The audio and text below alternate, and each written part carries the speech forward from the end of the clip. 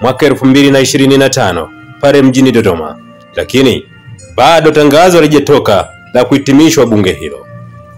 Wakili Boniface Anyisire Mwabukusi ameandika katika ukurasa wake wa Facebook akiuliza ukisema, bunge la 12 ni kama tambara bovu katika mlango wa uswahilini.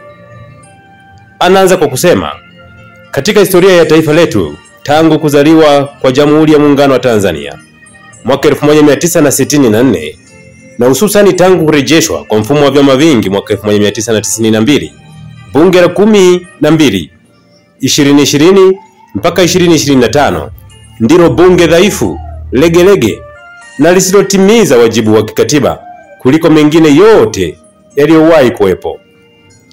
Anasema hili si tu jambo la kisiasa bali ni janga la kikatiba. Anaendelea kwa kusema, moja, bunge lililokiuka dhima yake kama muhimili huru wa dola. Katiba ya Jamhuri ya Muungano wa Tanzania ya mwaka 1977 kama ilivyorekebishwa inatamka wazi kuwa bunge ni muhimili wa dola wenye mamlaka ya kutunga sheria na kuisimamia serikali. Ibara ya 62 kifungu cha kwanza anasema kutakuwa na bunge la Jamhuri ya Muungano ambalo litakuwa na mamlaka ya kutunga sheria na kuwajibisha serikali.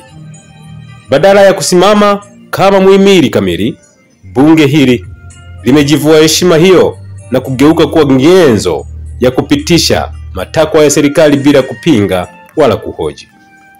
Pili, anasema bunge lililokosa mamlaka ya kuisimamia serikali kwa mujibu wa katiba. Anasema wajibu wa bunge si kupitisha miswada pekee, bali kuishauri, kuisimamia na kuihoji serikali, ambapo imeandikwa katika ibara 63 kifungu cha pili ikisema, bunge laweza kuishauri na kuisimamia serikali kuhusu utekelezaji wa majukumu yake yote kwa mujibu wa katiba hii. Lakini bunge hili limekuwa likilalamikiwa wazi kwa kudhoofisha taasisi ya mdhibiti na mkaguzi mkuu wa hesabu za serikali CAG, kushambulia wabunge wa upinzani na wachache wenye msimamo wa kizalendo kama Ruhaga Mpina na Aida Kenani, huku likishindwa kuisimamia serikali hata kwa mambo yenye mashaka makubwa kwa taifa. Wakili Mwabukusi anasema tatu, bunge lililobariki uporwaji wa rasilimali kupitia mkataba wa DP World. Anasema mkataba wa usimamizi wa bandari kati ya Tanzania na kampuni ya DP World kutoka Dubai ni miongoni mwa mikataba iliyozua maswali makubwa ya kisheria na kikatiba. Hata hivyo, bunge hili liliupitisha haraka bila kujali matokeo ya muda mrefu kwa mamlaka ya nchi na hifadhi ya rasilimali. Anasema kwa mujibu wa sheria mikataba ya umma sura ya 410 The Public Procedure Act na sheria ya usimamizi wa rasilimali asili na mikataba ya kimataifa na uwekezaji Nature Wealth and Resources Contracts Review and Renegotiation of Unconscionable Terms Act ya 2017, serikali inatakiwa kuhakikisha umma unashirikishwa, mikataba inazingatia maslahi ya taifa na bunge linapitia mkataba kwa mujibu wa sheria. Kwa kusita kufanya uchambuzi wa kina au kusimamia ushirikishwaji wa umma, bunge hili limekiuka misingi ya utawala bora, uwazi na uwajibikaji. Anasema 4, bunge lililonyamazia ukiukwaji wa haki za wazawa na ardhi yao. Kwa mujibu wa ibara ya 24 ya Katiba ya Jamhuri ya Muungano wa Tanzania inasema kwamba kila mtu anayo haki ya kumiliki mali na haki ya kulindwa dhidi ya kuporwa au kuondolewa mali yake kwa nguvu. Lakini bunge hili halikulalamika wala kuchukua hatua wakati wazawa, hasa jamii za Kimasai, walipokuwa wakifurushwa katika maeneo ya ardhi yao ya asili kinyume cha katiba na sheria ya ardhi namba 4 ya mwaka 1999. Anasema vivutio vya utalii viligeuzwa kuwa kisingizio cha kuondoa watu na kuharibu haki ya mila, urithi na uhai wa jamii zao. Anasema 5, bunge lililokubali utekaji na kupotea kwa raia bila kuchukua hatua. Anasema kwa mujibu wa katiba ibara ya 14, kila mtu anayo haki ya kuishi na kupata hifadhi ya maisha yake kwa mujibu wa sheria, na pia ibara ya 15 kifungu cha kwanza, kila mtu ana haki ya kuwa huru na haki ya kulindwa dhidi ya kuteswa, kuwekwa kizuizini bila sababu ya msingi au kupotezwa.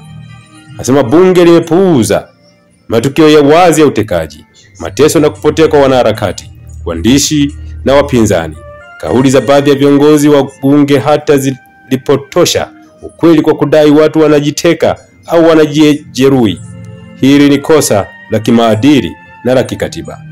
Anasema 6, bunge lililoacha serikali isimamiwe hata kwenye mazingira. Anasema bunge limenyamaza huku serikali ikisaini mikataba zaidi ya 33, huku misitu ya asili kwa kisingizio cha biashara ya hewa ukaa, yani carbon credits. Huu ni ufisadi wa kimfumo unaoweza kuharibu ekolojia ya taifa kwa miaka mingi ijayo, na bunge limekubali kuwa sehemu ya mchezo wa kimya kisicho na huruma kwa mazingira wala wananchi. Anahoji, je, ni bunge la usaliti na wasaliti? Anasema kwa mujibu wa katiba ya Jamhuri ya Muungano wa Tanzania ibara ya 8 kifungu cha kwanza A, anasema Jamhuri ya Muungano wa Tanzania ni nchi inayofuata misingi ya demokrasia na inayowajibika kwa wananchi wake. Lakini bunge hili limegeuka kuwa kizuizi cha demokrasia na mlinzi wa serikali dhidi ya wananchi. Ukiondoa wachache waliothubutu kusimamia ukweli, walio wengi hawakufaa kuwa wabunge na hawapaswi kurudi tena. Anasema sina la kupongeza, nasema haya si kwa chuki bali kwa mapenzi ya dhati kwa taifa langu Tanzania. Hili ni andiko la kizalendo, si la vyama. Haki, heshima na uhai wa taifa lazima visimamiwe. Anasema mwenye masikio asikie, mwenye dhamira asimame, mwenye hofu apotee. Anamaliza kwa kusema tujitahidi hawa waungwana wasirudi bungeni, tulitendee haki taifa letu. Wakirudi watauza mpaka figo zetu. BAK Mwabukusi.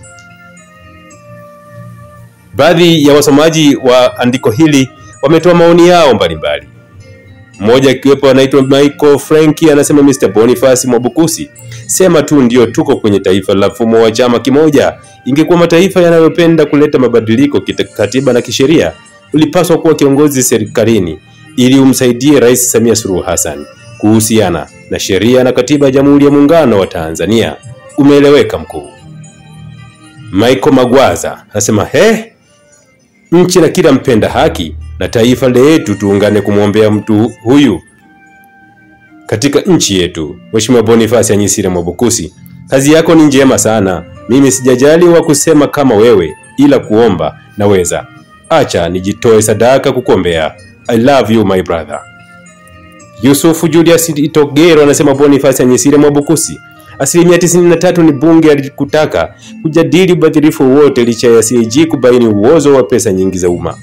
Halikutaka kusikia mtu akihoji bali lilipenda kupongeza mtu aliyesifia. Something wrong indeed.